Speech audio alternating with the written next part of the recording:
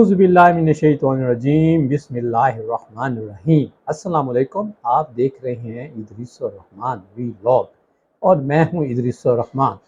آج کا ویلاگ جو ہے سپریم کورٹ آف پاکستان میں ایک کل یعنی سوموار کے دن جو ہے ایک اہم پٹیشن سماعت کے لیے لگ رہی ہے، اور یہ بیسیکلی پٹیشن جو ہے یہ ایک اپیل ہے جو پی ٹی آئی کی طرف سے اور اسپیکر خیبر پختونخوا اسمبلی کی طرف سے پشاور ہائی کورٹ کے جسٹس منصور علی شاہ کی سربراہی میں جسٹس اطہر من اللہ اور جسٹس محمد علی مظہر پر مشتمل ہے۔ تو یہ اس کی سماعت کے حوالے سے کافی زیادہ جو ہے وہ تبصرے ہو رہے ہیں۔ تو آج کے اس ویلاگ میں میں بھی اس پہ ایک اور اینگل سے بات کرنا چاہوں گا، جو کہ اب تک جس کو اس اینگل سے بات نہیں کی گئی، کیونکہ یہ سماعت بنیادی طور پر ہو رہی ہے یا جو اپیل ہے وہ یہ ہے کہ پی ٹی آئی یعنی جو الیکشن لڑی، آپ کو پتہ ہے کہ وہ آزادانہ حیثیت میں لڑی، پھر وہ بعد میں سنی اتحاد کونسل میں ضم ہو گئی، تو اس کی جو مخصوص نشستیں تھیں خواتین کی اور اقلیتی اور جو دوسری نشستیں ہوتی ہیں، تو وہ جو ہے اس کے اوپر الیکشن کمیشن آف پاکستان نے ایک ورڈکٹ دیا تھا کہ ایک تو سنی اتحاد کونسل کو سیٹیں نہیں ملیں گی، دوسرا یہ کہ جو سیٹیں ہیں وہ ان کی حصے کی جو سیٹیں ہیں وہ بھی دوسری پارٹیوں میں تقسیم ہو جائیں گی۔ تو اس ججمنٹ کے اوپر الیکشن کمیشن آف پاکستان کے ایک فاضل ممبر نے یہ اختلاف کیا تھا کہ جی ٹھیک ہے کہ پی ٹی آئی یا سنی اتحاد کونسل کو نشستیں تو نہیں ملیں گی، لیکن ان کی جو کوٹے کی سیٹیں ہیں وہ بھی دوسری پارٹیوں کو نہیں دی جا سکتی کہ جب تک آئین میں ترمیم نہ ہو۔ تو بنیادی طور پہ دیکھا جائے تو اس فیصلے نے ایک آئینی ابہام تو پیدا کر دیا تھا، لیکن کیونکہ یہ الیکشن کمیشن آف پاکستان کا بیسیکلی یہ کہیں کہ 4-1 کا ججمنٹ تھا، یعنی chief election commissioner of Pakistan اور 4 ممبر صوبائی جو ریپرزنٹیشن کرتے ہیں، ممبر کرتے ہیں الیکشن کمیشن آف پاکستان میں، تو بیسیکلی یہ ججمنٹ تھا 4-1 کا، تو اکثریتی فیصلے کی روح سے وہ نافذ العمل تو ہو گیا، اور اس کا قومی اسمبلی میں بھی نفاذ ہو گیا، پنجاب اسمبلی میں بھی ہو گیا، اور کے پی کے اسمبلی میں بھی مطلب ہوا۔ تو اس کے اگینسٹ جو ہے وہ پی ٹی آئی گئی پشاور ہائی کورٹ میں، اور پشاور ہائی کورٹ نے الیکشن کمیشن آف پاکستان کے فیصلے کو برقرار رکھا۔ تو اس کویسچن میں یہ سماعت جو ہے وہ سپریم کورٹ کو پاکستان میں مطلب یہ پٹیشن فائل ہوئی تھی، اور لیکن اس پہ سماعت نہیں ہوئی تھی۔ لگ بھگ اس بات کو شاید مہینے سے زیادہ عرصہ ہو گیا ہے۔ تو اب پہلے یہ 8 مئی 2024 کو سماعت کے لیے مقرر ہوئی تھی، اور اب یہ 6 مئی 2024 کو سماعت کے لیے مقرر ہو رہی ہے۔ تو میرا جو بیسیکلی آج کا ویلاگ بھی سارے پہ جو کرنے کا مقصد یہ ہے کہ اب بنیادی طور پہ اگر ہم بینچ کو دیکھیں تو بینچ کی حیثیت بتاتی ہے کہ یہ فیصلہ شاید پی ٹی آئی کی حمایت میں جائے، کیونکہ جسٹس منصور علی شاہ کوئی پی ٹی آئی کے حمایتی تو نہیں ہے، لیکن ماضی میں وہ جب عمران خان کی کوئی مختلف نوعیت کی پٹیشن جب ان کے سامنے آئیں تو اس میں ایک سائفر سے ریلیٹڈ تھی، وہ سپریم کورٹ آف پاکستان میں جس بینچ میں سنی گئی تو وہاں جسٹس منصور علی شاہ بیٹھے تھے۔ الیکشن کے حوالے سے جو مطلب پارٹیوں کے مطلب امیدواروں کے اوپر جو اعتراضات کے معاملات ہوتے ہوتے finally supreme court of Pakistan میں آئے، تو وہاں بھی جسٹس منصور علی شاہ نے اپنے جو ججمنٹس دیں یا جو آبزرویشنز دیں وہ بھی بنیادی طور پہ مطلب سپورٹیو تھیں کہ دیکھیں جی الیکشن کا معاملہ ہے تو اس وقت کسی کو کیا یہ عوام کو چھوڑ دینا چاہیے کہ عوام کیا ڈیسائیڈ کرتی ہے۔ اچھا، اسی طرح اب اگر ہم آ جائیں جسٹس اطہر من اللہ، تو جسٹس اطہر من اللہ نے chief justice of Pakistan justice قاضی فائز عیسیٰ کے ساتھ ایک بینچ میں الیکشن کے حوالے سے ایک فیصلہ تھا، جو فیصلہ بیسیکلی یوں تھا کہ لاہور ہائی کورٹ نے کہیں الیکشن پروسیس کو ملتوی کر دیا تھا، تو وہ ایک اجلت میں ایک election commission of Pakistan chief justice of Pakistan کی ایما پر ایک پٹیشن لے کے آیا، اور اسی پٹیشن کو فوری طور پہ سماعت کے لیے مقرر کیا گیا اور اسے سنا گیا۔ تو اس ججمنٹ میں جسٹس ثامن اللہ نے ایک اختلافی یا ایک اضافی نوٹ لکھا تھا، اور وہ کچھ 40 صفحات پر مبنی تھا۔ یہ شاید یہ وہ والا کیس تھا، یا جب یہ نہیں بلکہ معذرت کے ساتھ یہ جب الیکشن کی ڈیٹ اناؤنس ہو رہی تھی، تو اس وقت جو ڈیٹ طے معاملہ نہیں ہو رہا تھا، جو صدر مملکت کو اور الیکشن کمیشن کو ایک میننگ فل کنسلٹیشن کے لیے سپریم کورٹ آف پاکستان نے ہدایت نامہ جاری کیا، تو اس فیصلے میں اطہر من اللہ نے 40 صفحات کا ایک اضافی نوٹ لکھا تھا۔ تو اور اس میں الیکشن، تو اس حوالے سے جسٹس اطہر من اللہ اور جسٹس منصور علی شاہ کا اپنا ایک انکلینیشن تو نظر آتا ہے۔ اب دوسری طرف آ جاتے ہیں جناب جسٹس محمد علی مظہر۔ جسٹس محمد علی مظہر جو ہے اس 3 رکنی بینچ میں شامل تھے، جس نے ایک لینڈ مارک ڈیسیجن میں کہوں گا کہ جس نے پاکستان کی پولیٹیکل تاریخ کے حوالے سے ایک بہت ہی مطلب حیران کن، اور کچھ حد تک اسے یہ بھی کہا جاتا ہے کہ جی ایک متنازع قسم کا ایک فیصلہ دیا کہ جب پی ٹی آئی کو بلے کے نشان سے محروم کیا گیا۔ اور اس بینچ میں بھی جسٹس محمد علی مظہر شامل تھے، اور وہ بھی 3 رکنی بینچ تھا، جس میں چیف جسٹس قاضی فائز عیسیٰ کے ساتھ ساتھ جسٹس نصرت ہلالی صاحبہ تھیں۔ تو اب جب کہ جسٹس محمد علی مظہر جو ہے اس مسئلے کے اوپر ایک اپنی اوپینین دے چکے ہیں، اور اب جب کہ یہ سارا قضیہ نکلا بھی اسی فیصلے کی وجہ سے ہے کہ اگر اس فیصلے میں پی ٹی آئی کو انتخابی نشان سے محرومی نہ ہوتی تو پی ٹی آئی آج یہ سارے دن نہ دیکھ رہی ہوتی۔ تو آج اس معزز بینچ کے ایک رکن ہونے کی حیثیت سے جسٹس محمد علی مظہر کا اس بینچ میں بیٹھنا بھی بڑا ایک عجیب سا ہے۔ مطلب میری نظر میں اس سماعت کو، اس کیس کو 3 رکنی بینچ کے سامنے نہیں لگنا چاہیے۔ شاید میں توقع رکھتا ہوں کہ کل کے دن شاید یہ بینچ کے ممبران جو ہے اس مسئلے کو، اس معاملے کو کسی لارجر بینچ کی طرف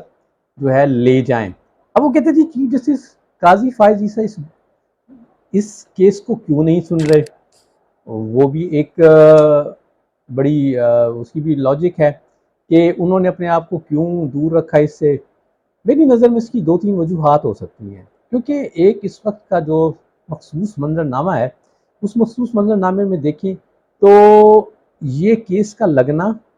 اس پہ کوئی بھی فیصلہ آئے وہ اس کو متنازع ہی مانا جائے گا۔ اس کو پاکستان میں کوئی فریق، یعنی کوئی ایک ایسا فریق ہوگا جو نہیں مانے گا۔ اگر یہ پی ٹی آئی کی حمایت میں آئے گا تو جو پی ٹی آئی کے مخالفت میں لوگ ہیں وہ اس فیصلے کو متنازع قرار دیں گے اور باعث فیصلہ قرار دیں گے۔ اسی طرح اگر یہ فیصلہ پی ٹی آئی کے خلاف آتا ہے تو پی ٹی آئی اس کو ایک متنازع فیصلہ قرار دے گی اور باعث فیصلہ قرار دے گی۔ اب یہ فیصلہ، مطلب یہ جو ہے کیس، مطلب بظاہر ایک سادہ سا کیس لگتا ہے کہ بھئی ایک پارٹی تھی جس کو الیکشن میں آزاد حیثیت سے جانا پڑا، پھر وہ وہاں سے لوگوں کی ووٹوں کی وجہ سے ایک کثرت کے ساتھ ووٹ لے کر آئی۔ اگرچہ اس الیکشن کے اوپر ابھی ایک کویسچن مارک ہے جو فارم 45 یا 47 کے حوالے سے ہے، لیکن اگر ہم فارم 45 47 کو بھی چھوڑ دیں تو پی ٹی آئی کو یا اس وقت کے جو آزاد اراکین کو جو نشستیں حاصل ہوئیں، تو اس تناسب سے ان کو ایک بہت بڑا حصہ جو ووٹوں کی مناسبت سے ملنا چاہیے تھا۔ اب یہ بہت بڑا آئینی ابہام ہے۔ آئین پاکستان اس موضوع پر خاموش ہے کہ اگر کوئی لوگوں کی کثیر تعداد آزاد حیثیت سے منتخب ہو جاتی ہے اور وہ اسمبلی میں آنے کے بعد کسی ایک نئے گروپ میں ضم ہو جاتی ہے، اور ایسے گروپ میں ضم ہو جاتی ہے جو اس سے پہلے الیکشن میں حصہ نہیں لے رہا تھا، تو کیا آیا اس کا ضم ہونا وہ ایک پارلیمانی پارٹی کو وجود میں لائے گا، اور کیا وہ پارلیمانی پارٹی اس بات کی اہل ہوگی کہ اس کو مخصوص نشستوں کا تناسب دیا جائے؟ تو یہ ایک بڑا آئینی ابہام ہے، اور میں سمجھتا ہوں کہ اب یہ 3 رکنی بینچ کا اس ایک آئینی ابہام کو فیصلہ دینا بادی النظر میں ایک وائڈ ڈیسیجن نہیں۔ جوڈیشل کمیشن آف پاکستان کا اجلاس ہوا اور وہاں ججوں کی تعیناتی کے حوالے سے کچھ موضوعات اور کچھ تجاویز کے اوپر فیصلہ ہونا تھا، تو اس اجلاس کی شروع ہوتے ہی جوڈیشل کمیشن آف پاکستان کے ایک فاضل ممبر، جو کہ عہدے کے اعتبار سے ہمارے وزیر قانون بھی ہیں، انہوں نے یہ کہا کہ سپریم کورٹ گورنمنٹ جو ہے وہ سپریم آئین پاکستان میں ججوں کی تعیناتی کے حوالے سے جو آرٹیکل ہے اس کے حوالے سے ترمیم کرنے کا ارادہ رکھتی ہے، تو جس کی بنیاد پر یہ سارے جو ہے تو اس بیس پہ جوڈیشل کمیشن آف پاکستان کا اجلاس بھی ملتوی کر دیا گیا۔ اب تک وہ نئی ترمیم جو ہے وہ نہیں ہوتی تو تب تک وہ اس پہ وہ اپنی ریکمنڈیشنز نہیں پیش کریں گے۔ تو اس منظر نامے میں جبکہ اب یہ 3 رکنی بینچ جس میں 2 ججوں کا ایک مائنڈ پہلے سے کچھ لگتا ہے اور ایک اور جج ہے، اب تبصرہ نگار یہ بھی کہہ رہے ہیں کہ جناب جب یہ سماعت ہوگی تو اس میں 12 جنوری 2024 کو سپریم کورٹ آف پاکستان کا وہ فیصلہ بھی زیر بحث آ سکتا ہے، جس کے نتیجے میں جو بیسیکلی اس سارے قضیے کی بنیاد بنا، یعنی جب پی ٹی آئی کو اس کے انتخابی سمبل سے یکسر محروم کر دیا گیا اور اس کو کوئی الیکشن تک کے عرصے کے لیے کوئی ایسا کوئی عبوری ریلیف نہ دیا گیا، انٹرا پارٹی الیکشن کے اندر جو سکم ہے اس سکم کو دور کر لے، تو اس حوالے سے اب یہ 3 جج یہ کیا کریں گے۔ اور دوسرا جو اس میں اہم منظر نامہ اور بھی ہے کہ اب جب کہ آئینی ترامیم متوقع ہیں اور اب شنید یہ ہے جو ایک بہت زیادہ زد و عام بھی ہے کہ چیف جسٹس آف پاکستان کی جو ہے مدت تعیناتی میں بھی اضافہ، یعنی 3 سال کرنے کی ہے کہ جو چیف جسٹس آف پاکستان ہوگا اس کی جو ہے مدت 3 سال ہوگی۔ جیسے عربی چیف ہیں ان کو جب پروموٹ کیا جاتا ہے ایک لیفٹیننٹ جنرل سے تو وہ 3 سال کی مدت کے لیے وہ رہتے ہیں۔ تو اسی طرح جبکہ سپریم کورٹ آف پاکستان میں چیف جسٹس کی جو مدت کا تعین جو ہے وہ الجہاد ٹرسٹ کے فیصلے میں، جس کو چیف جسٹس اس وقت کے چیف جسٹس سراج علی شاہ نے دیا تھا، اس میں چیف جسٹس آف پاکستان کی ایک تو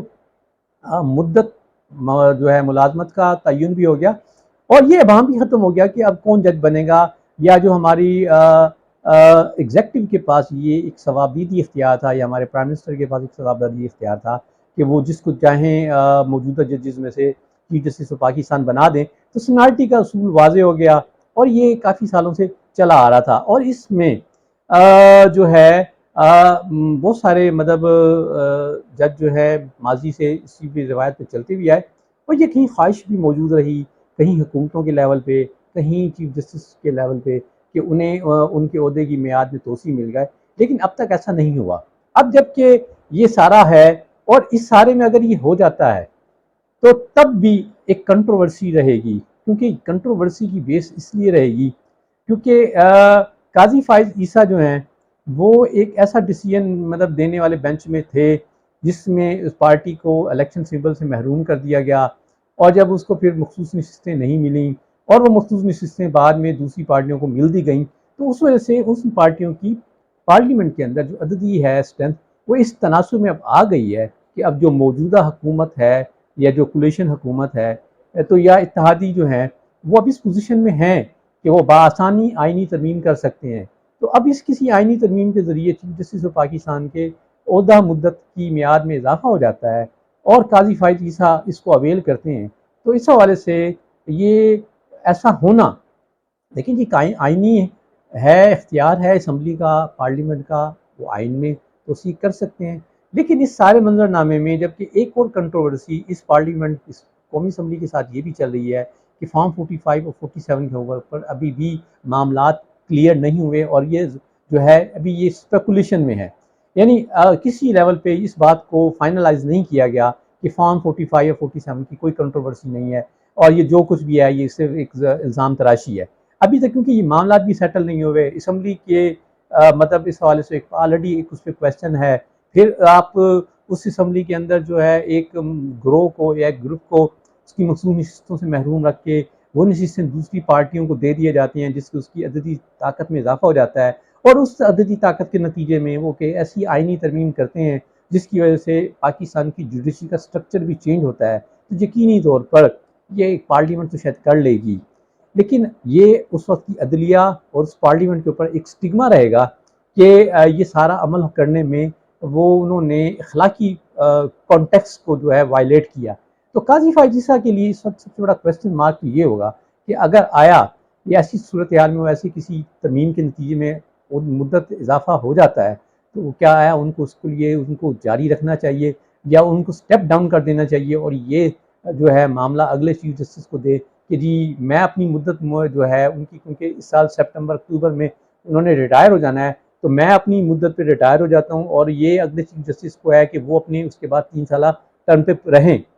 دوسرا یہ کہ اب اگر یہ بینچ جو ہے یہ اس پلی کو ایکسیپٹ کر لیتا ہے کہ یہ جو نشستیں دوسری پارٹیوں کو دینا نہیں تھیں اور ایسا ہونے میں آئین کی مطلب یہ وائلیشن ہے یا قانون کی وائلیشن ہے اور یہ کہ اگر وہ پی ٹی آئی کو بھی نہ دی جائیں اور ان نشستوں کو فی الحال خالی تصور کیا جائے تو یقینی طور پہ اسمبلی کی حیت پہ فرق پڑے گا اور آئینی ترامیم کا جو معاملہ ہے وہ تھوڑا کھٹائی میں پڑ سکتا ہے یا مشکلات میں پڑ سکتا ہے. تو آیا اس کے نتیجے میں بھی ایک اور نئی کنفرنٹریشن ڈیولپ ہو سکتی ہے مقتدر حلقوں اور عدلیہ کے درمیان کیونکہ بعض جگہوں پر شاید یہ بھی انڈرسٹینڈنگ ہے کہ مقتدر حلقے بھی کچھ ایسی ہی نوعیت کی ارینجمنٹ کیے خواہاں ہیں. تو اس حوالے سے کل کی سماعت بہرحال ایک ٹرننگ پوائنٹ ثابت ہوگی پاکستان کی عدلیہ کے لیے. ویسے جاتے جاتے میں ایک بات تھوڑا سا کہ اگر یہ بینچ میں یہ تینوں ججز شامل نہ ہوتے تو بہت ہی اچھا تھا. اس میں کوئی ایسے ججز شامل کیے جاتے جو اس حوالے سے ماضی میں پی ٹی آئی سے ریلیٹڈ کسی مطلب کیس کا حصہ نہیں رہے. میں اس میں مثال دوں جسٹس حسن رضوی ہیں اور جسٹس مندو خیل ہیں. اس میں ایک کویشچن تھوڑا سا یہ بھی ہے وہ کہتے ہیں کہ جی اس بینچ میں کسی ایسے جج کو شامل نہیں ہونا چاہیے تھا جو فیوچر کا چیف جسٹس ہو کیونکہ جسٹس منصور علی شاہ فیوچر کے چیف جسٹس آف پاکستان بن سکتے ہیں.